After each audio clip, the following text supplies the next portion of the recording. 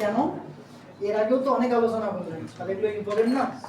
ওগুলোর থেকে এটা আরো বেশি ইম্পর্টেন্ট। অটোমোবাইলের জনক কে বলতে পারবেন? স্যার অটোমোবাইলের জনক কে? অটোমোবাইলের জনক কে? একটু আগে আমরা বললাম না, নিকোলাস টেসলা। সেই তো অটোমোবাইল আবিষ্কার করেছে। কিছুদিন আগে একটা বক্তৃতা ভাইরাল হয়েছে না, আমার আবেগ কাজ করে না বিবেক কাজ করছে। এই কথাটা এই জায়গার একটু উদাহরণ হিসেবে লাগবে। কেন? প্রতিটা জিনিসের আবিষ্কারের জন্য কিন্তু আপনাকে একটা লিখিত প্যাটার্ন নাম্বার নিতে হয়। যেমন আমাদের টুইন অটোমোবাইল স্কুলে ট্রেড লাইসেন্স করা আছে। ট্রেড লাইসেন্সটা কেন করছি?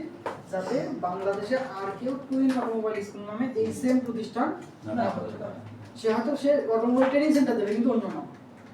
ওকে, তাহলে এটা একটা ট্রেড নাম্বার যেমন আমাদের আছে, ঠিক যখন ম্যানুফ্যাকচার কোম্পানি বা বিজ্ঞানীরা যখন কোনো কিছু তৈরি করছে তখন সাথে সাথে একটা প্যাটার্ন নাম্বার নেওয়া লাগবে। প্যাটার্ন নেওয়ার নাম্বার মানে হচ্ছে আপনি এই জিনিসের জনক।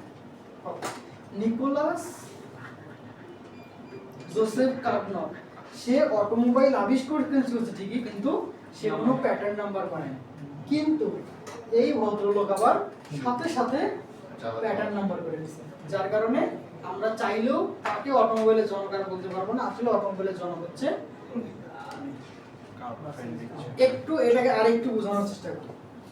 রেডিওর জনক কে?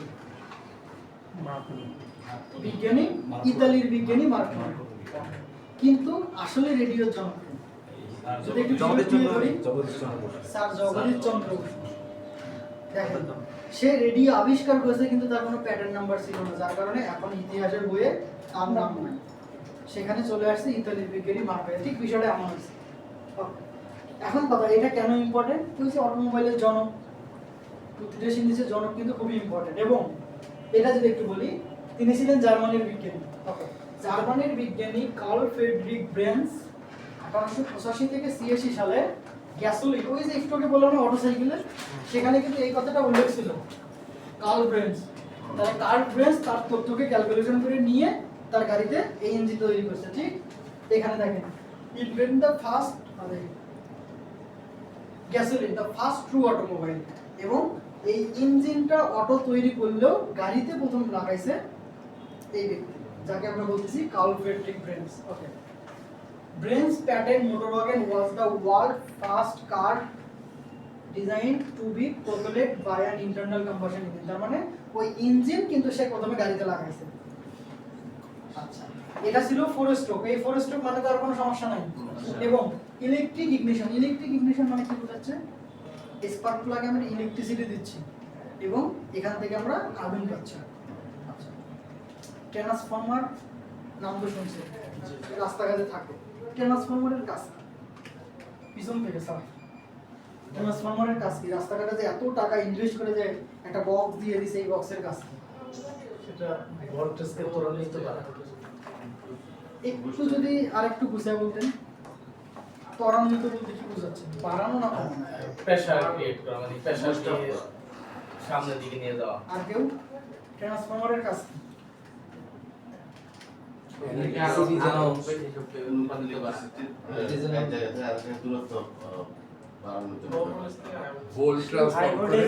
বিদ্যুৎকে লো ভোল্টেজ আনে, সঠিকভাবে ইলেকট্রিসিটি চলা। লো ভোল্টেজ থেকে হাই ভোল্টেজ। ট্রান্সফরমার দুই প্রকার, একটা হচ্ছে স্টেপ আপ ট্রান্সফরমার, একটা স্টেপ ডাউন ট্রান্সফরমার। সেটা হোক স্টেপ আউট বা হোক স্টেপ ডাউন, যে কোনো কিছু। ট্রান্সফরমারের কাজ হচ্ছে লো ভোল্টেজকে হাই ভোল্টেজ অথবা হাই ভোল্টেজকে লো ভোল্টেজে কনভার্ট করা। আমাদের গাড়িতেও কিন্তু একটা ট্রান্সফরমার আছে, যেটা কি করে? ব্যাটারির কত ভোল্ট? 12 ভোল্ট। ব্যাটারির 12 ভোল্টকে 22,000 ভোল্টে পরিণত করে। 12 ভোল্টকে 22,000 ভোল্ট, হিসাব করছেন কি পরিমাণ? এটাকে আমরা বলতেছি ইগনিশন পয়েন্ট। একটু যদি চেহারাটা দেখাই স্যার, চিনবেন? কালো লম্বা লাঠি, এটা ওইটার পাশে যেগুলো আছে, দিস ইজ ইগনিশন পয়েন্ট। এটাকে আমরা বলি স্টেপ আপ ট্রান্সফরমার, যেটা ব্যাটারি থেকে আসা 12 ভোল্টকে 22,000 ভোল্টে কনভার্ট করে। ওই যে একটু আগে বললাম না স্পার্ক প্লাগের মাধ্যমে বার্ন করে, ওই স্পার্ক প্লাগকে 22,000 ভোল্টের আগুন লাগার একটা অনুমতি দেয়। তখন স্পার্ক প্লাগ 22,000 ভোল্টের আগুন লাগায় একটা বিশাল বিস্ফোরণ ঘটায়। আচ্ছা, ইলেকট্রিক ওয়াটার কুলড, এখানে যেহেতু ব্লাস্ট হয় তার মানে গরম হবে, দেন এর জন্য ওয়াটার কুলড সিস্টেম, যেটাকে আমরা এখন রেডিয়েটর বলতেছি, যে আমাদের গাড়িতে যে রেডিয়েটরে পানি দেওয়া লাগে সেই পানির ব্যাপারটা তার ইঞ্জিনে আসছে। তাহলে সর্বপ্রথম অটোমোবাইলের জনক আমরা বলতেছি কার্ল ফ্রেডরিক বেঞ্জ। তাহলে আগে লেখার কাজটা শেষ করি।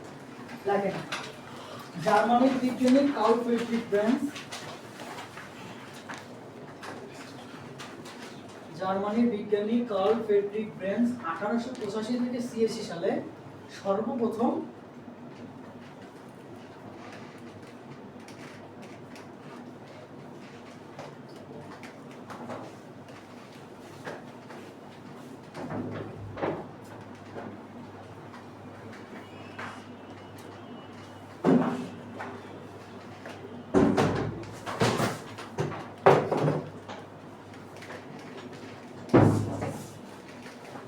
লিখছেন সর্বপ্রথম ইন্টারনাল কম্বাসন ইঞ্জিন চালিত গাড়ি আবিষ্কার করেন।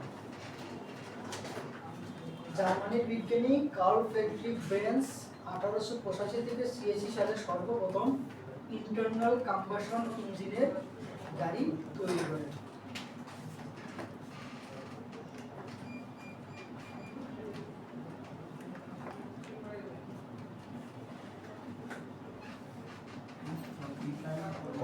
ইন্টারনাল কম্বাসন ইঞ্জিনের গাড়ি তৈরি করেন।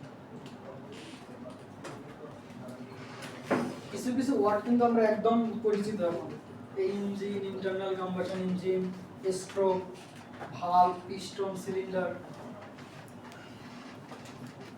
কম্বাসন ইঞ্জিন তৈরি করে ইঞ্জিন তৈরি না, ইঞ্জিন তো তৈরি করছে অটো, ইঞ্জিন চালিত গাড়ি তৈরি করে।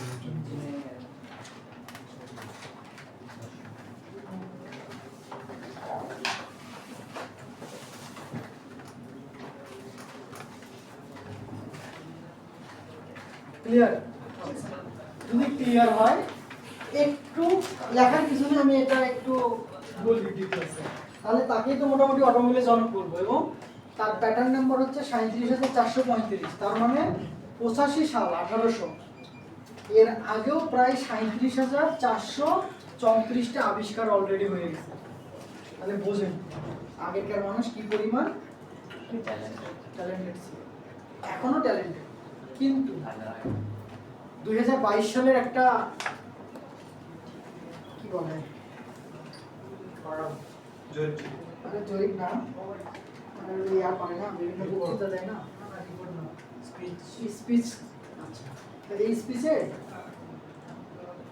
ইয়াকে ডাকা হয়েছিল, বিল গেটস, যে আজ থেকে 150-200 বছর আগে এত বিজ্ঞানী এত কিছু আবিষ্কার করতে, কিন্তু এখন আমাদের ব্রেন এত খেলে না কেন? তখন উনি শুধু একটা কথা বলছিল যে আগের মানুষজন কোনো একটা কিছু নিয়ে তার চিন্তা ভাবনা 5 মিনিট পর্যন্ত ধরে রাখতে পারত, এইটা ডে বাই ডে কমতে কমতে এখন 25 সেকেন্ডে চলে আসছে। আমি যদি আপনাকে কোনো একটা কিছু বলি, আপনি সর্বোচ্চ এটা নিয়ে 25 সেকেন্ড আপনার মনোযোগ ধরে রাখতে পারবেন, এরপর দেখবেন যে ট্রাক থেকে বের হয়ে গেছে। এইটাকে যদি আপনি বাড়াইতে চান, চিন্তা ভাবনা যখন করবেন গভীরভাবে, দেখবেন ওই চিন্তা ভাবনা থেকে কোনো একটা কিছু বের হয়ে আসছে। চায়না এমনিতেই ফেসবুক ব্যান করে দেন, ইউটিউব, ফেসবুক সব। আর আপনারা তো আরো 2-4টা অ্যাপস বানান যে বিনোদন পাওয়া যায়। এবং আমাদের ব্রেন খাইছে এই টিকটক। কেন? Short video. এই শর্ট ভিডিও স্ক্রল করতে করতে দেখবেন যে কোনো একজন, আপনি 7 দিন টিকটক দেখবেন, একদিন একটা নাটক দেখবেন 45 মিনিট, আপনার মনোযোগ টিকবে না, আরে শেষ হয় না, খালি কাটবেন আর কাটবেন। আমাদের মনোযোগ ধরে রাখার ক্ষমতা। এবার বলি, এই কার্ল ফ্রেডরিক বেঞ্জ হচ্ছে মার্সিডিজ বেঞ্জের জনক। তিনি সর্বপ্রথম মার্সিডিজ বেঞ্জ, সর্বপ্রথম না, জার্মানিতে সর্বপ্রথম মার্সিডিজ বেঞ্জের ফ্যাক্টরি দিয়েছে হচ্ছে। তাহলে মার্সিডিজ হচ্ছে তার মেয়ের নাম, মেয়ের নাম অনুযায়ী সে ম্যানুফ্যাকচার কোম্পানি প্রতিষ্ঠা করছে, এবং তার গাড়ি আজ মানুষের হাতে থাকবে, এটা মানুষের স্বপ্ন। এই সেই কার্ল ফ্রেডরিক বেঞ্জ। এটা নিয়ে আমরা আরো বেশি আলোচনা করব না, আমরা চলে যাব আমাদের পরের স্লাইডে। প্রথম তাহলে অটোমোবাইলের জনককে এটা আবেগ দিয়ে, বিবেক দিয়ে অবশ্যই কার্ল ফ্রেডরিক বেঞ্জ। তাহলে যদি আপনাকে কখনো